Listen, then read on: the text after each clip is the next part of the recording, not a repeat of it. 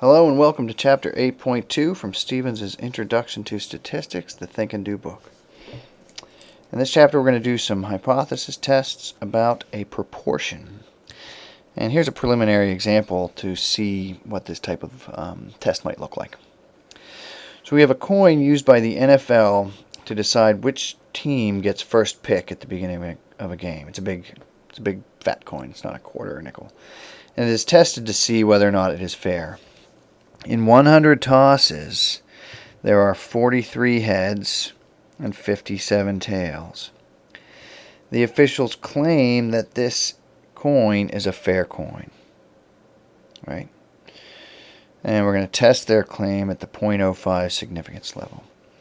So basically what they're saying is 43 is not far enough away from 50, because you'd expect a fair coin to, get 50 heads, 50 tails.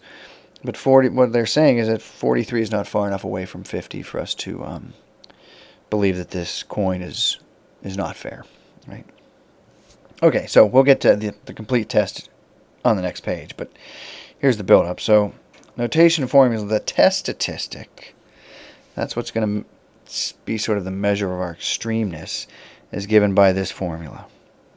So it's got some stuff in there. P hat is the sample proportion. P is the population proportion assumed in the null hypothesis. Q, as always, is 1 minus P.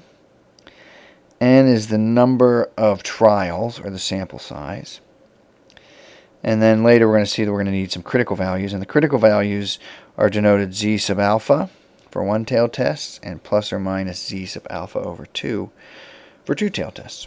Remember, in a two-tailed test, you get 2 rejection regions, 2 critical values. Okay. Requirements: the data must come from a simple random sample. The conditions for the binomial distribution are satisfied. That's a fixed number of independent trials where the probability of success doesn't change, and categorized into success and failure. And again, we're going to be using the normal distribution to approximate the binomial distribution, so we need n times p and n times q to be greater than 5. Okay, so there are 4 steps, and these are the only 4 steps. We do a lot of hypothesis tests for the next few chapters, chapter 10 excluded. And the process is, you're going to see these same 4 steps over and over, because the process of doing any hypothesis test is pretty consistent, right? So the first thing you do, you determine the null and alternate hypotheses, and basically start with the claim, right? But you don't necessarily have to have a claim. That's sort of where you're starting from. But you have to determine the null and alternate hypothesis from the claim. And the null hypothesis always looks like P equals some value, and it's a proportion, right? So it's between 0 and 1. So I'm saying that some population proportion equals some given value. So that's what the null hypothesis always looks like. The alternate hypothesis can be a greater than that same value, a less than that same value, or a not equal to. So you get one of those 3 depending on what your claim is. Then we calculate the test statistic using this equation right above here.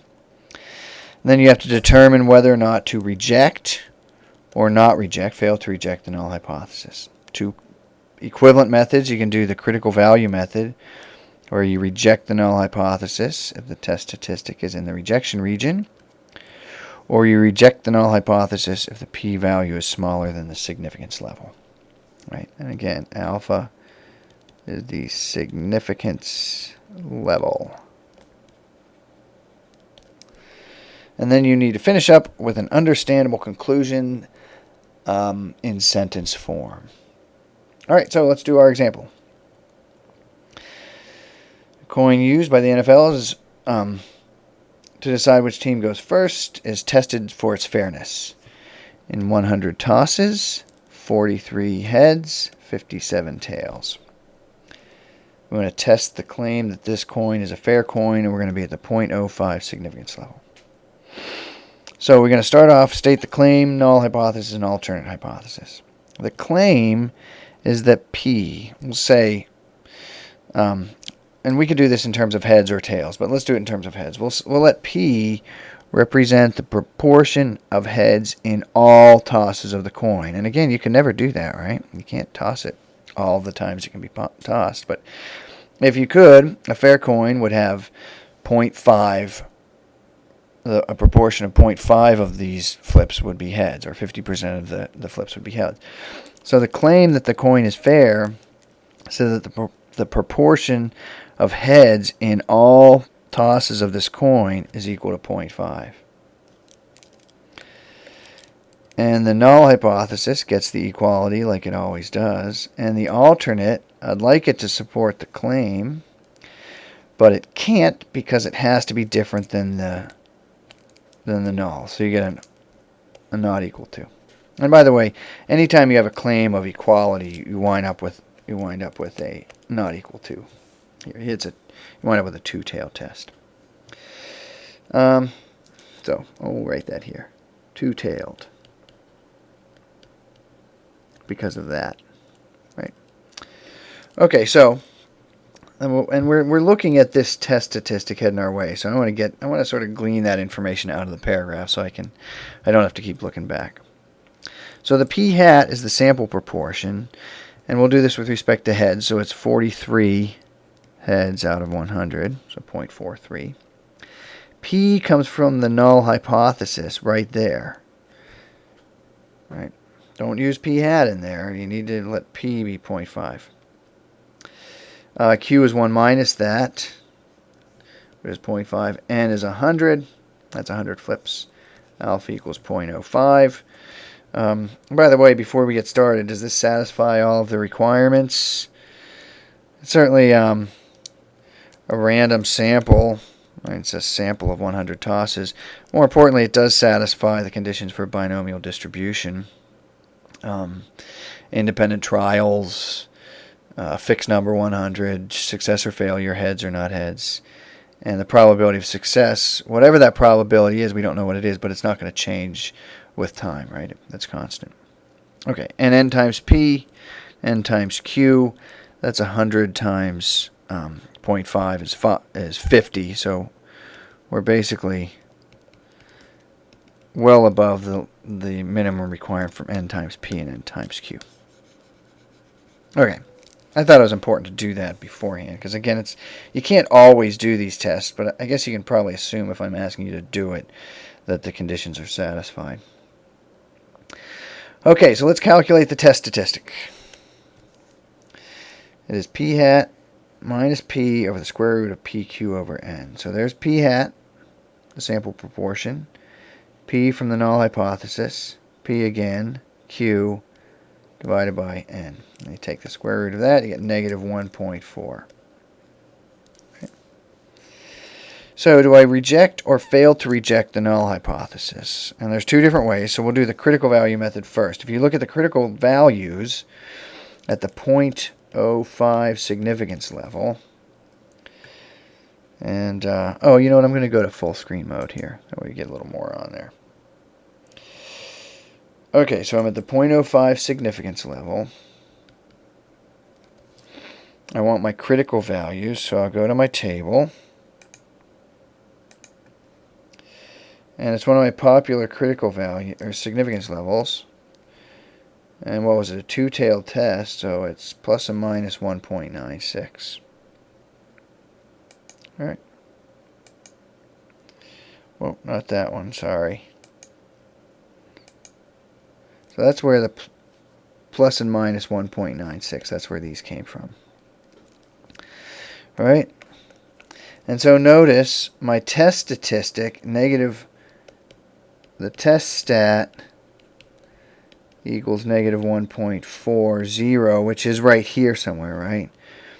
So we failed to reject the null hypothesis because the test statistic, negative 1.4, is not in the rejection region. Right? Because my rejection region, I have two of them, but my test statistic is not in either one. So we failed to reject the null hypothesis. If we were to do the p-value method, I would look at my test statistic, which was negative 1.4, right? And I want to get the extremeness of negative 1.4. So it's the probability of getting a test statistic less than negative 1.4. But in a two-tailed sense, more extreme than negative 1.4 is also 1.4 or greater. So I need to find that area, and then I'll be able to double it. So negative 1.40 is what I'm looking for here. So I have to go to my negative table. Negative 1.40, 0.0808, right? So I have to double it because I actually have two tails. 0.1616. And this is bigger than alpha. That's my significance level. Right? So again, we failed to reject the null hypothesis because the p-value is greater than alpha. All right, so what do we say here? We failed to reject. If I go back to my,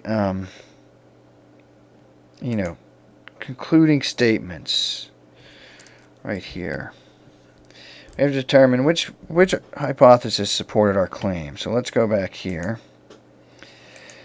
And we go all the way back up here. We have that the null hypothesis supports the claim. And we failed to reject the null hypothesis. So going back there, the null hypothesis supports the claim, and we failed to reject. So there is not enough data to justify rejection of the claim that blah, blah, blah. The coin is fair in this case. So all the way down to our concluding statement, there is not enough data to reject the claim that p equals 0.5. Specifically, what we're saying is there is not enough data to conclude that the coin is not fair. We didn't prove that it's fair. Of course, it's essentially impossible to prove that it's fair. But we certainly said that there's not enough data for us to believe that it's not fair. Right. So again, we don't ever accept the null hypothesis. We just fail to reject it. Okay, your turn one. A major news network wants to be the first to publicize who has won a big election. Between two candidates, there are only two. The network randomly samples 800 voters. Of those, 428, or 53.5%, had voted for the Democrat. And the network claims that the Democrat has won the election. Test this claim at the 0.05 significance level. Right?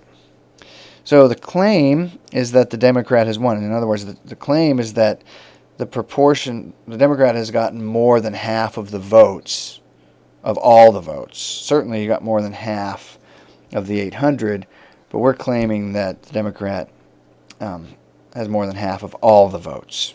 Right? So we're going to let P represent the proportion of all votes for the Democrat, and we're claiming the Democrat won, so we're claiming that P is greater than 0.5. And so it's important that there's only two candidates in here, because that way, if you get more than half the votes, you win, right? And so the null gets the equal to sign, and the alternate gets the claim because it can while being different from the null. Some preliminary information. The sample proportion is 0.535. The population proportion assumed in the null is 0.5. Q is 1 minus P. N is 800, 800 voters. And the alpha, the significance level,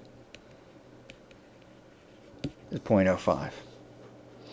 So when we plug these things into our formula for the test statistic, we have P hat minus P over PQ divided by N. And our test statistic is 1.98. So now that we have the test statistic, we have to determine, do we reject or fail to reject the null hypothesis.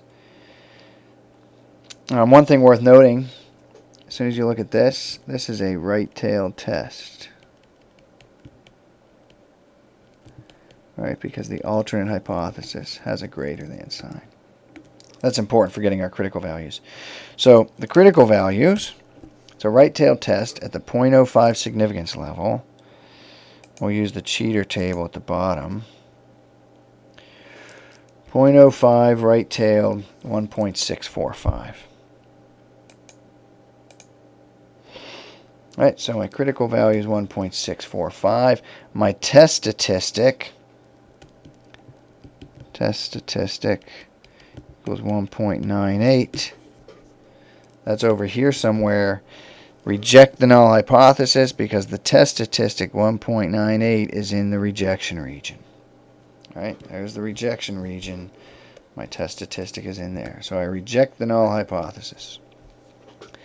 Using the p-value method, I have to take the test statistic and calculate the probability of getting a more extreme test statistic, assuming the null hypothesis is true. So I basically have to find the area here, the probability of getting a z-score bigger than 1.98. So if I look up 1.98 in the table, I gotta go to the positive. 1.98, so it looks like I'm right here, 0.9761, but again, that gives me the area to the left.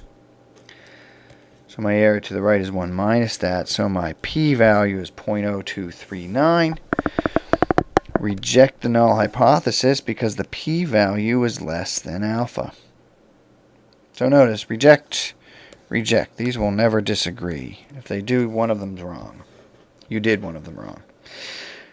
Concluding statement about the claim. Let's see, this was a case where the alternate hypothesis supported the claim, right? And we rejected the null hypothesis. That's actually the best situation. Well, not the best. But look, there's the null hypothesis. All right. We rejected it. So the only thing left is the alternate, which supports our claim. So this is good. Right? This is good for our claim. So if we go back to that concluding statements table, we had the alternate hypothesis supported the claim, and we rejected the null, so we have the data supports the claim that blah, blah, blah, so that's good for the claim. Let's go back. The sample data supports the claim that more than half of the votes will go to the Democrat, making that person the winner. So we were able to support their claim. Would your conclusion change at the 0.01 significance level? Well, at the 0.01 significance level, suddenly the p-value, which is, what do we get, 0.0239, is actually now greater than the significance level. So would your conclusion change? Yes. We would no longer reject the null hypothesis. We would no longer reject H naught. And that would change our sentence to there is not enough data. Let me just show you what it would change it to. It would change it to this one. There is not enough data to support the claim that, in our case, not enough data to support the claim that the Democrat has won the election. So sure, notice that your conclusion changes drastically if you change the significance level. Basically what you're saying here is, I don't like making mistakes about, I don't like to be too bold in my statement making because I don't want to be in error, right? So it's sort of just the lower your significance level, the more conservative you're playing it, right? So even though it looks like the Democrat has won, if you're extra cautious, you don't say anything. You don't say that the Democrat lost. You say there's not enough data at this point to conclude that the Democrat has won. Whereas if you're not averse to risks at the 0.05 significance level, you're willing to be wrong 5% of the time, then you step out on a limb and you make that claim. All right, your turn two. You have a sample of 400 electronic games. 14 or 30.5% were defective.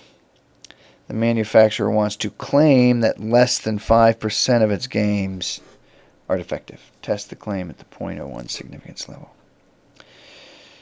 All right, so we're going to state the claim, the null and alternate hypothesis. And they're claiming that less than 5% of its games, they mean all of their games. So we're going to let P be the population proportion of all games that are defective. And we're claiming that it's less than 0.05. Less than 5%. Right? Less than 5%. That's what that's telling us. Okay. The null gets the equal to sign. The alternate supports the claim because it can while being different from the null. Preliminary information that's going to help us out here with our test statistic. P hat, the sample proportion, is 14 out of 400, which is 3.5%, which is 0.035. The population proportion assumed in the null hypothesis is 0.05. Q is 1 minus P, 0.95. Sample size is 400. Significance level is 0.01. When I put all these in, there's sample proportion, population proportion from the null, P again, Q, sample size. Do all that, put that in your calculator correctly, you get negative 1.38. Now we have to determine, do we fail, or do we reject or fail to reject the null hypothesis? And first observation, this is a left-tailed test because of the less than sign in the null hypothesis right here. This makes it a left-tailed test.